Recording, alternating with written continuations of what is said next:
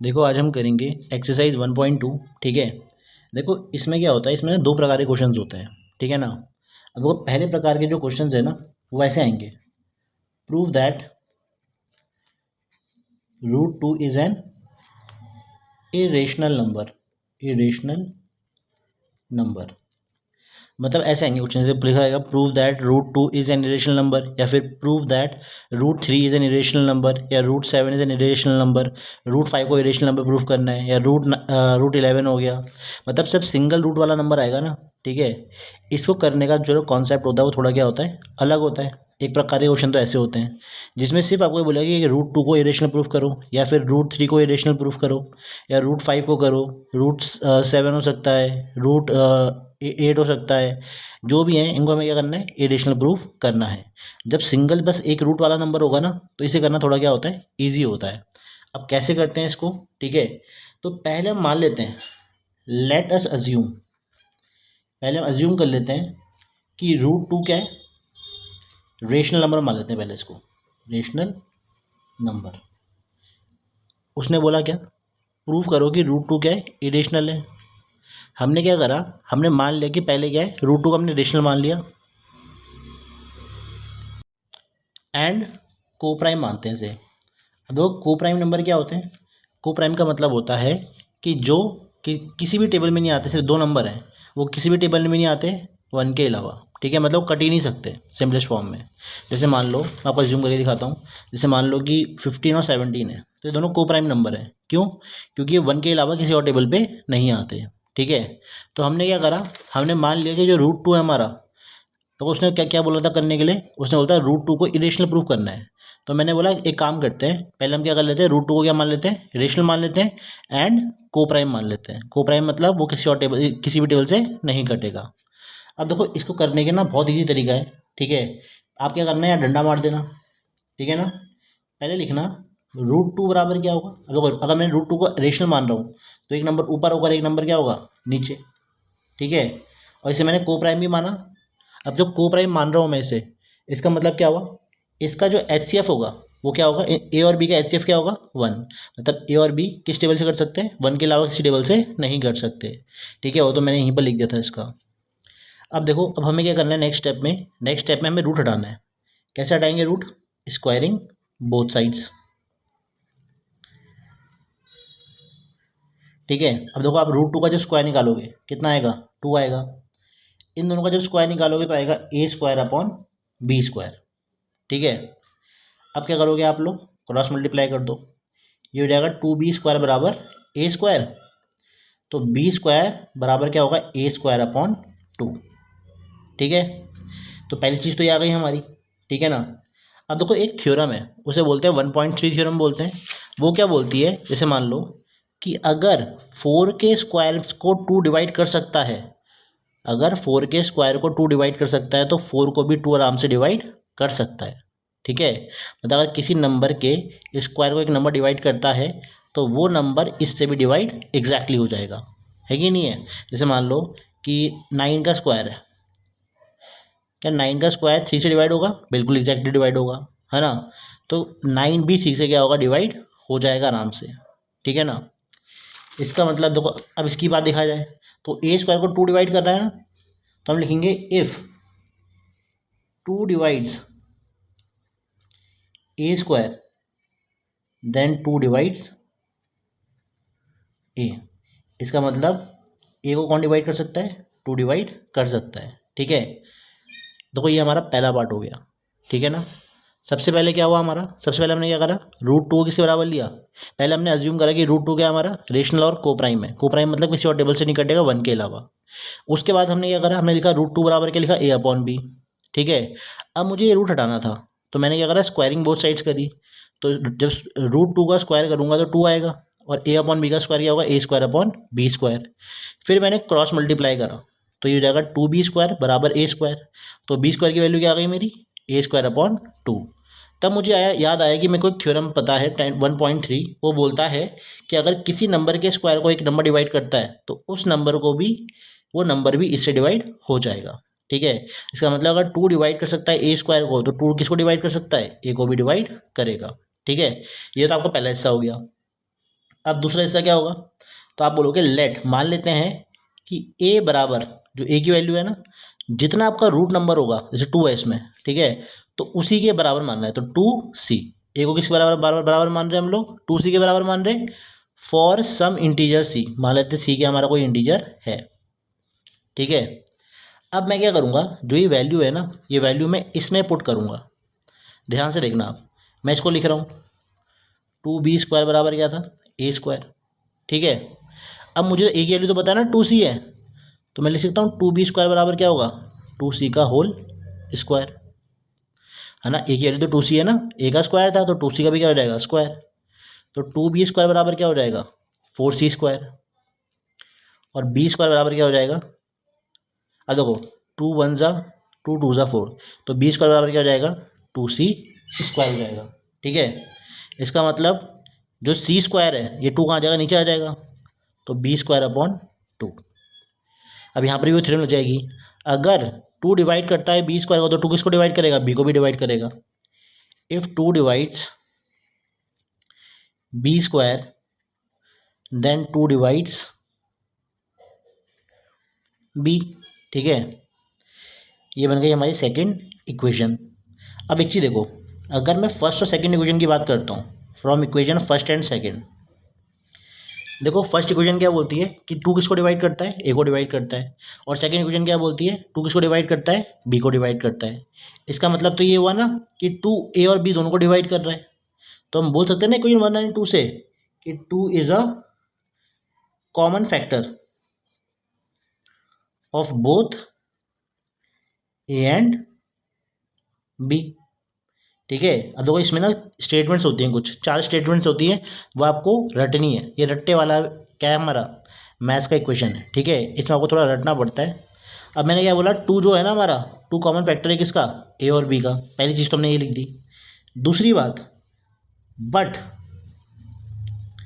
This contradict the fact, लेकिन fact तो हमने ये माना था ना कि ए और बी के, that A and B have no common factor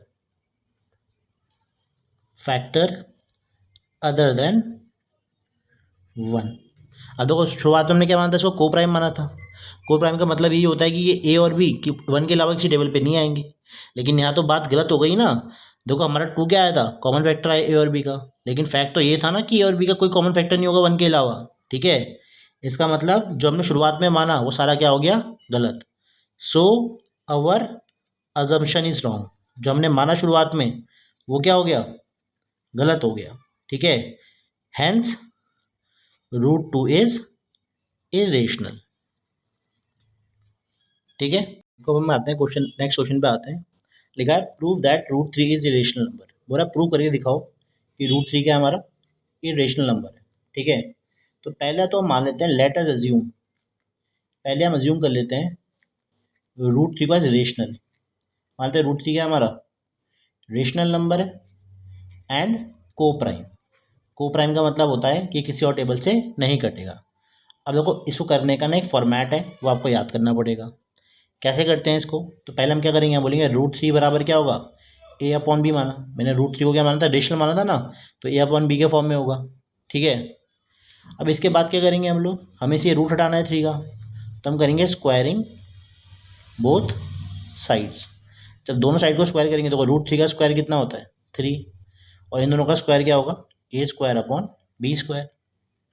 cross multiply कर दीजिए आप, तो 3b² बराबर a² हो जाएगा, और b² की वैल्यू क्या आएगी, a²/3, ठीक है। अब इसके बाद क्या करेंगे, इसके बाद हम लगाएंगे theorem 1.3।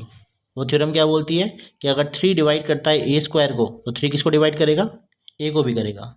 If 3 divides a², then 3 divides a, ठीक है।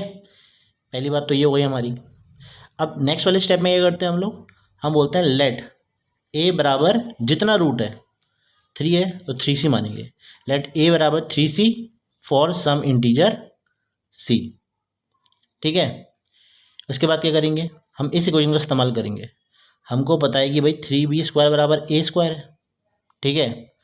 तो 3b² बराबर अब देखो ए की वैल्यू है 3c, तो ए की जगह लिख सकता हूँ मैं 3c का होल स्क्वायर। तो 3b² बराबर क्या हो जाएगा, 9c² हो जाएगा आपका। 3 × 1 = 3, 3 × तो b² बराबर क्या हो जाएगा, 3c², या c² बराबर क्या हो जाएगा, b² के नीचे क्या आ जाएगा, ये 3 आ जाएगा। ठीक है, अब यहाँ पर भी क्या लगाएंगे हम लोग, थ्योरम 1.3 लगाएंगे। हम लिखेंगे if 3 divides b² then 3 divides b। ये क्वेश्चन नंबर क्या बन गई हमारी, सेकंड बन गई। अब देखो हमने शुरुआत में क्या माना था कि √3 को हमने रेशनल माना था और को प्राइम माना था। को प्राइम मतलब वो किसी और टेबल में नहीं आ सकता 1 के अलावा। ठीक है, मतलब ए और बी किसी और टेबल में नहीं आ सकते 1 के अलावा। लेकिन अगर मैं फर्स्ट इक्वेशन और सेकंड इक्वेशन को देखूं तो ए भी 3 से डिवाइड हो रहा है और बी भी किससे डिवाइड हो रहा है, 3 से डिवाइड हो रहा है। तो हम बोल सकते हैं ना from equation first and second कि 3 is a common factor of both A and B. ठीक है, ये तो पहले स्टेप, पहली चीज़ जो हमें याद करनी पड़ती है कि नहीं है। उसके बाद अगर देखा जाए, लेकिन जो फैक्ट था, but this contradict the fact, लेकिन फैक्ट तो हमने ये माना था ना that A and B have no common factor other than 1। देखो शुरुआत में हमने को प्राइम माना था ना, तो हमारे हिसाब से तो ए और बी के कोई कॉमन फैक्टर नहीं होंगे 1 के अलावा। ठीक है, तो हमारी असम्पशन क्या हो गई, गलत हो गई। ठीक है, this means our assumption is wrong. Assumption जो हमने माना था, ज्यूम करा था, वो सारा क्या हो गया, गलत हो गया। तो फिर जो ये √3 है वो रेशनल नहीं रहेगा, वो क्या रहेगा, इरेशनल रहेगा। Hence √3 is irrational number. इस वाले क्वेश्चन पे आते हैं। बोल रहा है prove that √5 is an irrational number. हमको प्रूव करना है कि √5 क्या हमारा इरेशनल है। ठीक है, तो पहले हम मान लेते हैं, लेट अस अज्यूम, पहले हम मान लेते हैं √5 को क्या मान लेते हैं, रेशनल मान लेते हैं एंड को प्राइम। ठीक है, हमने माना कि √5 क्या हमारा रेशनल है और वो किसी टेबल से नहीं कटेगा। तो देखो हमने माना कि √5 क्या हमारा रेशनल है, तो मतलब a/b के फॉर्म में होगा और ए और बी 1 के अलावा किसी और टेबल से नहीं कटेंगे। ठीक है, अब क्या करना है, अब इसका रूट हटाना है हमें, तो हम क्या करेंगे, स्क्वायरिंग बोथ साइड्स। तो √5 का स्क्वायर होगा 5, ए का स्क्वायर होगा a² / b², क्रॉस मल्टीप्लाई कर लो। 5b² बराबर a², तो b² बराबर क्या होगा, a² / 5। ठीक है, अब हम लगाएंगे इसमें थ्योरम 1.3। वो क्या कहती है कि अगर 5 a² को डिवाइड करता है तो 5 a को भी डिवाइड करेगा। If 5 divides a² then 5 divides a। ये थ्योरम हमारी 1.3 है। ठीक है, ये हो गया। इसके बाद क्या करना है हमें, हम बोलेंगे हम a को किसके बराबर लेंगे, जो रूट है, रूट कितना है 5 है ना अंदर, तो 5c के बराबर लेंगे फॉर सम इंटीजर c। ठीक है, अब हमें ना इस इक्वेशन का इस्तेमाल करना है यहाँ पर। मुझे पता है कि 5b² बराबर क्या है, a² है, तो 5b² बराबर a की वैल्यू कितनी है 5c, तो 5c का स्क्वायर, तो 5b² बराबर कितना होगा 25c²। 5 × 1 = 5, 5 से कट जाएगा, तो b² बराबर क्या हो जाएगा 5c² और c² बराबर क्या होगा b² / 5। अब यहाँ भी क्या लगाएंगे हम लोग, थ्योरम लगाएंगे 1.3। If 5 divides b² then 5 divides b। ये हमारी क्वेश्चन नंबर क्या बन गई, सेकंड। ठीक है ना। अब देखो हमने शुरुआत में क्या माना था, √5 को रेशनल माना था, को प्राइम माना था। को प्राइम मतलब वो किसी 1 के अलावा किसी और टेबल से नहीं कटेगा। लेकिन अगर हम फर्स्ट इक्वेशन और सेकंड इक्वेशन को देखें तो ए और बी किससे कट रहे हैं, दोनों 5 से कट रहे हैं। ठीक है, तो हम लिखेंगे from equation first and second 5 is a common factor, 5 is a common factor of both A and B. ये तो पहली बात हो गई हमारी। ठीक है, अब बोलता है लेकिन जो फैक्ट था, this contradict the fact, fact तो हमने ये माना था ना कि ए और बी के 1 के अलावा कोई टेबल में वो नहीं आएंगे. This contradict the fact that A and B have no common factor other than 1. ठीक है, मतलब हमने फैक्ट तो ये माना था ना हम लोगों ने कि ए और बी के कोई कॉमन फैक्टर नहीं होंगे 1 के अलावा. सो आवर अजम्पशन जो हमने माना था वो क्या हो गई, रॉन्ग हो गई. तो हम बोल सकते हैं कि √5 क्या है हमारा, इरेशनल नंबर है, इरेशनल नंबर. ठीक है, देखो इसमें ना कुछ नहीं करना होता, आपको ये पैटर्न याद करना है. ये पैटर्न तो ऐसे ही रहेगा याद करने के लिए, और आपको क्या करनी है, ये चार लाइन याद कर लो, ख़त्म क्वेश्चन. ठीक है, ये मैथ्स का एक ऐसा चैप्टर है जिसमें क्या आपको थोड़ा रटना पड़ता है. इस वाले हिस्से में रटना पड़ता है, आपको समझ के रट लो इसे. ठीक है, और इसका क्वेश्चन पक्का एग्जाम में आता है. देखो अब हम आएंगे टाइप 2 प्रकार के क्वेश्चन पे. देखो पहला प्रकार क्या था, जिसमें सिंगल रूट दे रखी, जैसे प्रूव करना है कि √2 इरेशनल है, या √3 है, या √5 है, या √11 है. उनका फॉर्मेट मैंने आपको समझा दिया कैसे करते हैं उसे. ठीक है, अब ये आते हैं टाइप 2 क्वेश्चन आते हैं. अब ये क्वेश्चन थोड़े अलग हैं. ठीक है, इसमें लिखा हुआ है, जैसे मान लो लिखा हुआ है प्रूव दैट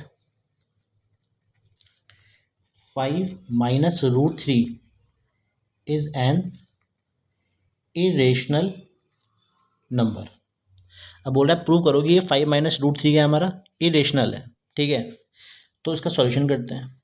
ये बहुत इजी होता है. ठीक है ना, इसकी जो वो है क्या बोलते हैं सॉल्यूशन है, वो भी बहुत छोटा है. उसने बोला कि आपको इसे क्या करना है, इरेशनल प्रूफ करना है. तो एक काम करते हैं, पहले हम इसका उल्टा मानते हैं. Let us assume 5 - √3 as rational मान लेते हैं इसको. ठीक है, एंड को प्राइम मान लेते हैं. को प्राइम मतलब किसी और टेबल से नहीं कटने वाला. अब देखो ध्यान से देखने वाला, 5 - √3 को मैंने रेशनल माना तो मतलब क्या होगा, नीचे A/B होगा. ठीक है, अब ना आपको एक काम करना है, इन क्वेश्चंस में क्या होता है, जो रूट वाले नंबर होते हैं ना उनको आपको अलग लेकर के जाना है, उसको अलग कर देना है पूरी क्वेश्चन से. जैसे देखो ये √3 वाला क्वेश्चन है ना, यार रूट वाला नंबर है. इसको क्या करता हूँ मैं, एक काम करता हूँ, यहाँ लेके आ जाता हूँ और इन दोनों को यहाँ लेके आ जाता हूँ. तो माइनस का √3 वहाँ जाएगा तो क्या बनेगा, प्लस का √3. ठीक है, और यहाँ 5 था, प्लस का A/B वहाँ जाएगा तो बनेगा माइनस का A/B. देखो माइनस का A/B. ठीक है, अब एक काम करते हैं, यहाँ पर एलसीएम ले लेते हैं. तो B एलसीएम लोगे तो 5B माइनस क्या बनेगा, A बराबर क्या आएगा, √3. अब आपको पता है ना A और B रेशनल है, तो अगर ये हिस्सा रेशनल है तो ये हिस्सा भी क्या होने वाला है, रेशनल होने वाला है. ठीक है, इसके हिसाब से √3 इस क्या हो जाएगा हमारा, रेशनल होना चाहिए. ठीक है, क्योंकि याला हिस्सा रेशनल है तो ये भी क्या होगा हमारा, रेशनल होगा. लेकिन फैक्ट तो हमको पता है ना कि √3 क्या होता है, इरेशनल होता है. हम फैक्ट तो ये पता है कि ये चीज़ क्या होती है, इरेशनल, तो ये चीज़ भी क्या होने वाली है, फिर इरेशनल होने वाली है. इसका मतलब जो हमने शुरुआत में माना वो क्या था, गलत था. ये क्या रहेगा, इरेशनल रहेगा. ठीक है, अब देखो फैक्ट तो हमको पता है ना, this contradict the fact that √3 is irrational. मतलब हमें फैक्ट तो पता ही है कि √3 क्या होता है, इरेशनल होता है. तो जो हमने शुरुआत में माना, जो हमारा अजम्पशन था वो क्या हो गया, गलत हो गया. सो अवर अजम्पशन इज रॉन्ग या इनकरेक्ट लिख दो, इनकरेक्ट लिख देते हैं. देखो हमने करा क्या था, हमने शुरुआत में माना था कि ये क्या हमारा रेशनल है और को प्राइम. तो 5 - √3 बराबर क्या था, A/B. नेक्स्ट स्टेप में क्या करा मैंने, जो रूट वाला है ना उसको अलग लेके चले गए. तो रूट को अलग ले गए, इसको यहाँ लेकर के आ गए. तो 5 - A/B बराबर क्या होगा, √3. एलसीएम ले लो आप इसे, तो आपका आएगा 5B - A/B बराबर √3. अब आपको पता है कि जो हमारे A/B है ये रेशनल है, तो ये वाला जो हिस्सा है वो अगर वो रेशनल है तो ये वाला हिस्सा भी क्या होने वाला है, रेशनल, क्योंकि दोनों बराबर है. ठीक है, तो √3 भी क्या होने वाला है, रेशनल. इस हिसाब से तो अगर ये रेशनल आएगा तो ये भी तो रेशनल आएगा, क्योंकि दोनों क्या हैं, बराबर. लेकिन फैक्ट तो हमको पता है ना, √3 क्या होता है, इरेशनल होता है. तो अगर ये इरेशनल है तो ये भी क्या होगा, फिर इरेशनल होगा हमारा. इसका मतलब जो हमने शुरुआत में माना वो क्या हो गया, गलत हो गया. तो ये क्या हो जाएगा, इरेशनल हो जाएगा. ठीक है, तो हमारी assumption क्या हो गई थी, गलत हो गई थी. Hence 5 - √3 is irrational. ठीक है, ये टाइप 2 प्रकार के क्वेश्चन है, बहुत इंपॉर्टेंट है, आपको आने चाहिए. देखो अब हम इस प्रकार के क्वेश्चन पे आते हैं. लिखा गया है prove that √2 + √5 is irrational. Prove करो कि ये क्या है हमारा, इरेशनल है। तो पहले इसका उल्टा मानना है हर समय। तो मान लेते हैं let us assume √2 + √5 as rational and coprime. तो पहले हम मान लेते हैं कि ये क्या है हमारा, रेशनल है और क्या है, को प्राइम। अब देखो इस प्रकार के जो क्वेश्चंस होते हैं ना, इनको करने का भी क्या है, अलग तरीका है। ठीक है, तो पहले किसके बराबर, ये रेशनल नंबर तो a/b के बराबर होगा। ठीक है, अब समझो। अब देखो आपको या तो आप, हमें क्या करना है, एक साइड रूट रखना है। ठीक है, एक काम करते हैं, पहले इसको या तो √2 को साइड लेके आ जाओ या √5 को लेकर के आ जाओ, आपकी मर्जी है। तो मैं काम करता हूँ, मैं √2 को लेकर के आ जाता हूँ साइड। ये बन जाएगा a/b माइनस √2। ठीक है, अब क्या करना है मुझे, देखो ये एक टर्म बन गई और ये एक टर्म बन गई। अब मैं क्या करूँगा, मैं इसका रूट हटाने की कोशिश करूँगा। तो मैं करूँगा स्क्वायरिंग बोथ साइड्स। देखो इसका √5 का स्क्वायर कितना आ जाएगा, तो ये हो जाएगा हमारा √5 का स्क्वायर हो जाएगा ये, और ये हो जाएगा a/b माइनस √2 का होल स्क्वायर।